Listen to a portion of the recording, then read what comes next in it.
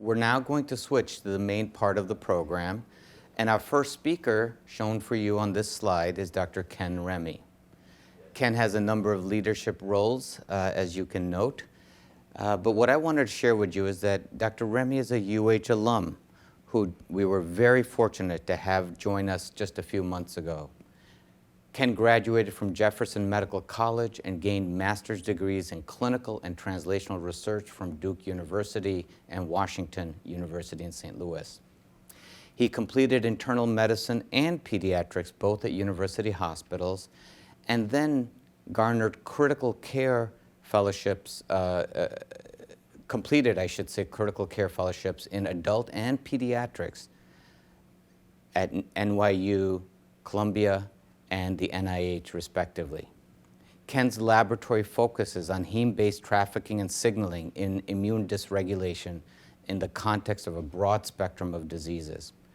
Over the past 18 months, he has also been very visible on the national and international stage, often being asked to speak about the immunologic consequences of the pandemic in venues such as CNN, CBS Evening News, the BBC, People Magazine, NBC News, and USA Today, just to name a few. So today, Ken is going to tell us about how heme impacts the immune system. Ken. Thank you, Dr. Jane, and thank you very much for this opportunity today. It's a privilege to be back here, and it's truly a privilege to be among this excellent scientific community. And I thank those out there in TV land today listening to our talks. So I'm going to talk a little bit about my research in heme-driven immune suppression, namely in the context of the disease called sepsis. So as many know, sepsis is a serious threat to public health domestically and worldwide, with unfortunately greater than 11 million deaths annually.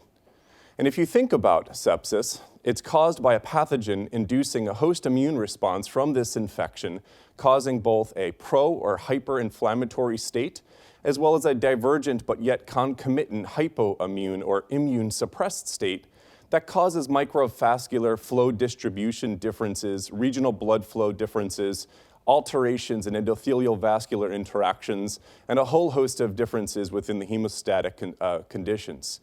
And just for context, every 3.5 seconds, one person dies from sepsis. So by the end of this talk today, too many people have succumbed to this horrible disease. And if you think about the principles of management, they haven't changed in the past 30 years. Early recognition, correct antibiotics as soon as possible, rapid fluid resuscitation, judicious use of vasopressors, and prompt removal of source. And in fact, red blood cell transfusions have been posited to improve oxygen delivery and restore tissue perfusion in sepsis. So let's talk a little bit about blood transfusions. About almost 40,000 units of red cells are used every single day in the United States, with 21 million blood components transfused annually. And about 50% of critically ill patients receive more than 1 unit of packed red blood cells with a mean of 5 units. We know from different studies that the mortality increases in the intensive care unit with the number of transfused units of red blood cells across these studies that I show here. And so it beckons the question, could red blood cell transfusion be contributing to mortality? And furthermore, since this is a product, does the length of that storage of that product, red blood cells that are transfused, potentially influence outcome? So let's talk about red blood cell transfusions. So red cells are stored by the FDA gold standard for up to 42 days.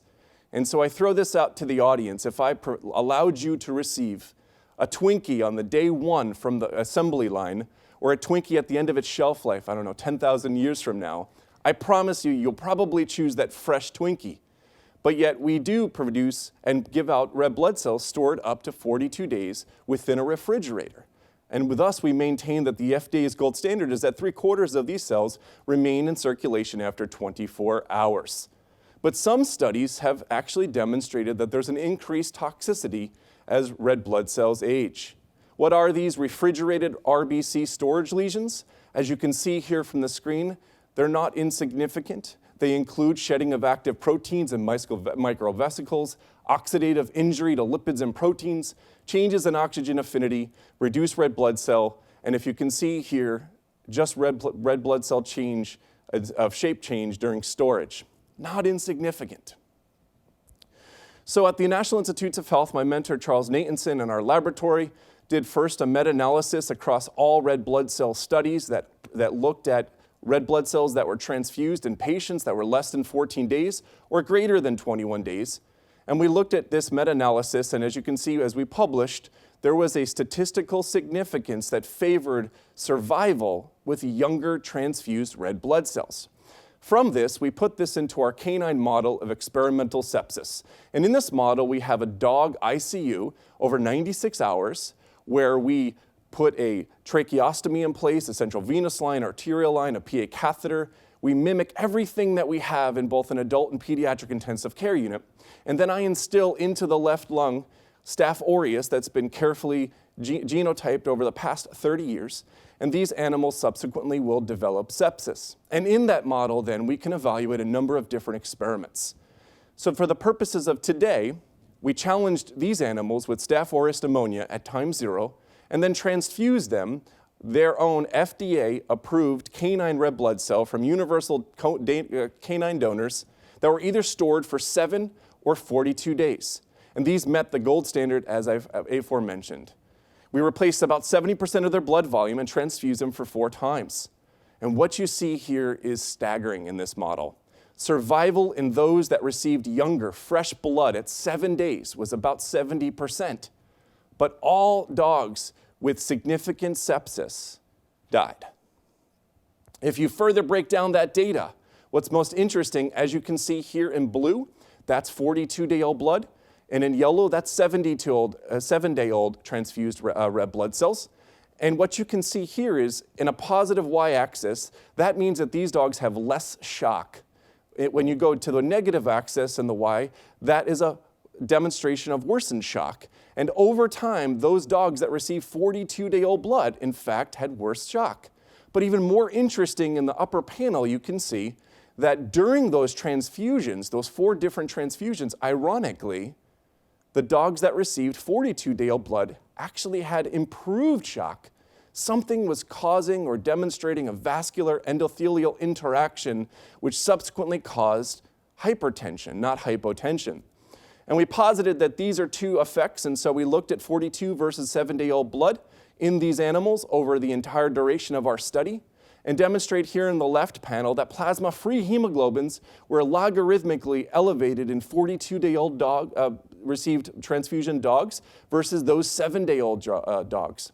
And then when you further look at plasma nitric oxide consumption capability, that same phenomenon continues. Irene Cortez-Pugh, who's part of our lab at the NIH, furthermore then evaluated whether or not you provided these same dogs with 7 versus 42-day-old blood, but if you did this in a fashion that did not include sepsis, no bacteria, versus a high dose of sepsis, versus 2 intermediate doses of sepsis. And as you can see here, in the absence of bacteria, none of the dogs died. When you had a high dose of bacteria, all the animals perished. And then when you look at panels B and C, you can see that there starts to become a divergence where older blood certainly has a deleterious effect in the context of infection. And therefore, we posited that increased risks of older red blood cells may in fact be dependent on the presence or established infection. So let's just take a step back to understand exactly what happens. So a ruptured red blood cell subsequently will uncouple from the red cell and release its free hemoglobin. As we know, 4 hemes are attached to this hemoglobin simplistically. And one of the body's natural homeostatic measures to actually be able to scavenge this is use of haptoglobin, which captures that cell-free hemoglobin and simplistically then will attach it and signal through CD163 through a macrophage for subsequent downstream degradation. Furthermore, as this cell-free hemoglobin degrades intravascularly, you get an excess heme response with oxidation causing an increase in what we think is potentially free heme. Now, hemopexin is the body's natural homeostatic mechanism that subsequently then will use CD91 interactions, will then go through Fenton chemistry with heme oxygenase 1 and release byproducts of iron, biliverdin, and carbon monoxide in attempts to try to scavenge this free heme. But heme is a dirty, dirty, dirty molecule, and in fact, it sticks to everything. Lipoproteins, albumin, and a whole host of numbers of things. And if you think about the cell type that has the most numbers in your body, when it's not acting properly, could have substantial effects it's not too surprising that we don't have more than 2 homeostatic mechanisms to at least endure this process. So because of this, I decided in our canine model, I would give haptoglobin to try to scavenge that free hemoglobin that I demonstrated earlier in 42-day-old blood transfusions. And what you can see here in this complex figure is in the upper panel and the lower panel, we decided to look at sepsis in the absence of transfusion and in the presence of transfusion. And then we looked at shock scores, we looked at cell-free hemoglobin, and then the release of free iron. And haptoglobin improves survival, whether there was a transfusion or not in sepsis, thus demonstrating that there is an element of intravascular hemolysis in sepsis. But we were able to mitigate that release of cell-free hemoglobin. Also, we were able to mitigate free iron. And so this got me excited about this concept of heme, increasing inflammation, oxidative stress, infection susceptibility, because we know that red cell transfusions are associated with increased nosocomial infection. So red cells somehow are causing a suppression of the immune system. Not surprising if folks are familiar with data that came out of the 1960s and 70s that demonstrated in both humans and in dogs that received renal allografts, these dogs, after receiving just 1 transfusion, had reduced rejection.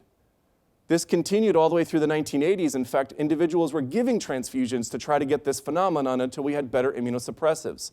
And then I stumbled upon this paper, which demonstrated in peritoneal macrophages of mice that heme acts like a danger-associated molecular pattern and can induce a TNF-alpha secretion phenomenon and increases a pro-inflammatory effect with TNF-alpha. So it beckoned the question to me is how may heme influence sepsis immune dysregulation, and could we unearth potential therapeutic targets? To get there, I had to understand how heme signals, how it actually changes or alters the immune system. And so the first thing I needed to do is recapitulate what the previous lab had demonstrated, and we were successful here. You see that this is TNF-alpha on the y-axis, LPS as a comparison, as LPS stimulates, TNF-alpha production is increased, and you can see here heme 20 micromolar was increased as in previously demonstrated in our healthy volunteers. And then I took this a step further. I took patients, or healthy volunteers' whole blood, stimulated that with LPS, and co-incubated with different levels of red blood cell lysis. And on the left panel, you can see that heme linearly increased as the lysis increased. But this is what was most interesting. If you look on the x-axis of our right panel here, the negative control obviously was appropriate. 0% lysis demonstrates this is an LPS-only effect for TNF-alpha generation. And as lysis increased, we blunted the LPS response by giving heme, simply with this red blood cell lysis. And in this complicated fashion, we next used ELISpot, which counts the number of spots as a surrogate for cytokine production for interferon gamma and TNF-alpha. And what you can see here is in healthy volunteers and septic patients, each increasing dose of heme, done in an ex vivo fashion, causes substantial immune suppression in both patient populations. This is staggering because this is the first time in the world that we've demonstrated that heme, in fact, has mechanistic understanding and descriptive findings for why heme could have deleterious effects. So we put this into the animal. So my mentor, Richard Hotchkiss, was one of the originators of cecal ligation and puncture many years ago, and we mimicked this model with red blood cell transfusion by giving commercially available heme. But to be able to do this in a sepsis model, I first needed to make sure that heme without infection wasn't lethal. And in giving super physiologic doses, we demonstrated that there was 0 lethality. But when we gave heme at 6 and 24 hours, as you can see here, at 3 different doses in our animal, statistically significant, there was 100% lethality in a 50% survival control group. This was great because now we had a model to work from. Next, I gave hemopexin, similar to that haptoglobin studies we did in canines. And we've demonstrated successfully that hemopexin can rescue those animals that received their heme. Furthermore, hemopexin alone, in the absence of heme administered to the animal, in fact improves survival. So now, separate from red blood cell transfusion, but the idea that intravascular hemolysis and sepsis could in fact have deleterious effects on patients has now unearthed potentially 2 therapies that could be helpful, both hemopexin and haptoglobin. And then this is some additional immunologic data to look at if heme is given early in the disease course or later in the disease course in our mouse. You can still see here substantial differences in interferon gamma and TNF alpha production across both entities. So this slide is a little bit premature, but we've done now transcriptomics and proteomics to try to now hone in on those signaling pathways. And what's interesting in both mice and in humans, there are a number of similar findings that demonstrate that both CD4 and CD8 cells are actually downregulated in a fashion with Treg alterations that could help explain via STAT1 and STAT3 to our findings. And we're going to continue to look at this now that I'm here at Case. So just to conclude this work, with acute exposure, free heme acts as a damp. It increases TNF alpha, but prolonged repetitive heme exposure has an immunosuppressive effect on TNF alpha, HLA-DR, which I did not show here, and we can blunt the LPS response. And we've also recapitulated this data in animals and now have a definable program where we can look at both animals and humans and evaluate these problems. And this is my last slide. So what is the context of our findings relevant? What are these cell signaling pathways responsible for this immunosuppressive phenomenon? Why are the mice dying?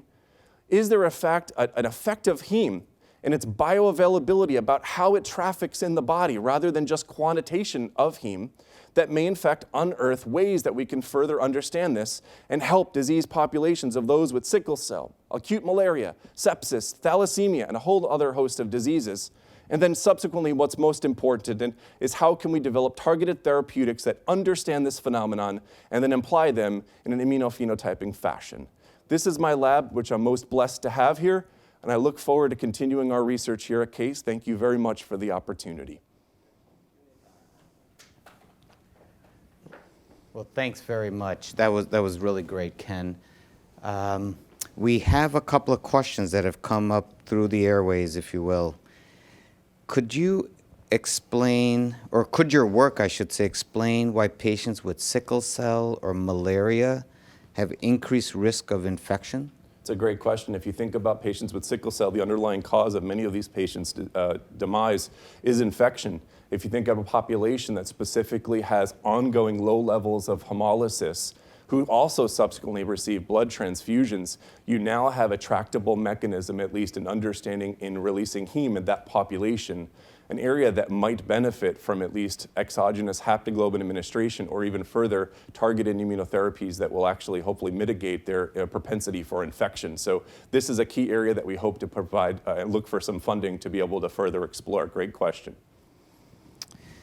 And a second one that just popped up, I'm going to paraphrase this, it's a bit long, but I think what the individual wants to understand is if you can give an update on synthetic red blood cells and the importance of that work and how that technology might impact what you're studying, and when will that technology be available?